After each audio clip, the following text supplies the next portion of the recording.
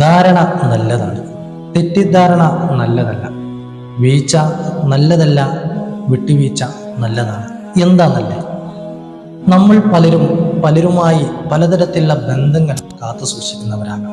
എന്നാൽ ഒരുപാട് ബന്ധങ്ങൾ ഉണ്ടാവുക എന്നുള്ളതിലല്ല, റബ്ബിനെ ഓർമ്മിപ്പിക്കുന്ന, ആശ്വാസം പകരുന്ന ബന്ധങ്ങൾക്കാണ് മാധുര്യമൂറ്. നല്ല ബന്ധങ്ങളിലൂടെ നമുക്ക് ലഭിക്കുന്നത് അവരുടെ ആത്മാർത്ഥമായ പ്രാർത്ഥനയാണ്. അത് നഷ്ടപ്പെടുത്തുന്നതിലൂടെ ആത്മാർത്ഥമായ പ്രാർത്ഥനയിൽ ഒരിടം നഷ്ടപ്പെടുന്നു. പ്രധാനമായും ബന്ധങ്ങളിൽ വിള്ളൽ വീഴ്ത്തുന്നത് രണ്ട് കാര്യങ്ങളാണ്. ഒന്ന്, വിട്ടുവീഴ്ചയില്ലായ്മ. നമ്മളൊന്ന് താഴ്ന്നു കൊടുത്താൽ തീരാവുന്ന ചെറിയ നിസ്സാരമായ കാര്യങ്ങൾക്ക് പോലും വിട്ടുകൊടുക്കാത്തൊരവസ്ഥ.